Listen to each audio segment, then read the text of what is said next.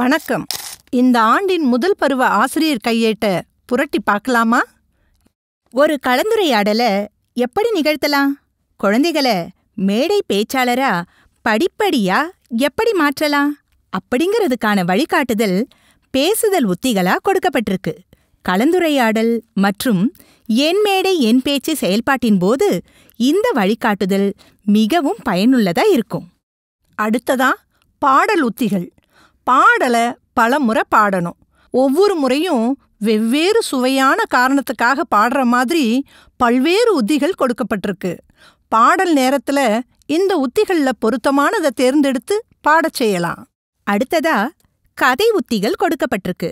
கதைகளை நாம எப்படி சொல்லலாம்? குழந்தைகளே கதைகளை உருவாக்குவதற்கு எப்படியெல்லாம் ஊக்குவிக்கலாம் அப்படிங்கிறதுக்கான வழிகாட்டுதல் கொடுக்கப்பட்டு இருக்கு.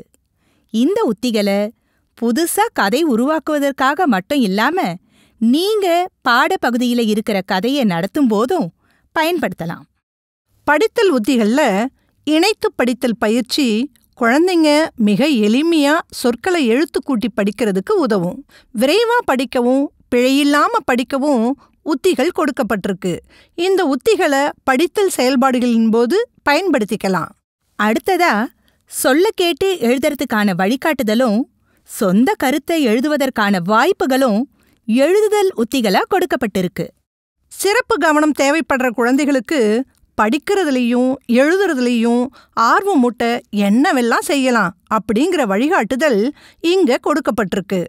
கற்பிக்கும்போது எல்லா குழந்தைகளும் ஒரே நேரத்துல சம அளவுல கத்துக்கிறது இல்லை. கற்றுக்கொள்ள சிரமப்படுற குழந்தைகளும் திறன் பெறுவதற்கு குறைதீர் கற்பித்தல் உத்திகள் பயன்படும். உங்களோட கற்பித்தல் சார்ந்த அனுபவங்களை குறிப்பேட்டுல குறிச்சு வைக்க வழிகாட்டும் பகுதியா பயணத்தின் பகிர்வு கொடுக்கப்பட்டு இருக்கு. குழந்தைங்க தன்னோட பெயரை எழுதவும் படிக்கவும் கத்துக்க விரும்புவாங்க இல்லையா? அதற்காகவே என் பெயரட்டை அப்படிங்கிற செயல்பாடு கொடுக்கப்பட்டிருக்கு. ஆசிரியர் கையேட்டோட இறுதியில பின்னிணைப்பும் கொடுக்கப்பட்டு இருக்கு. அதுல இருக்கிற கதைகள், பாடல்கள், விளையாட்டுகள், செயல்பாடுகள் ஆகியவற்றை வாய்ப்பிருக்கும் போதெல்லாம் பயன்படுத்திக்கலாம். எழுத்துகள் சொற்களுக்கான செயல்பாடுகள். அரும்பு நிலை குழந்தைகளுக்கு ஆசிரியர் கையேட்டில் இருக்கிற செயல்பாடுகளை செயல்படுத்தின பிறகும் சில குழந்தைகளுக்கு வலுவூட்டுதல் தேவைப்பட்டுச்சுன்னா இந்த செயல்பாடுகளை பயன்படுத்திக்கலாம். விரைந்து முடிக்கிற குழந்தைகளுக்கான செயல்பாடுகளும் பின்னிணைப்புல கொடுக்கப்பட்டிருக்கு. குழந்தைகள் திறன் பெற செய்யவும் வகுப்பறை மேலாண்மைக்கும் இது உதவும்.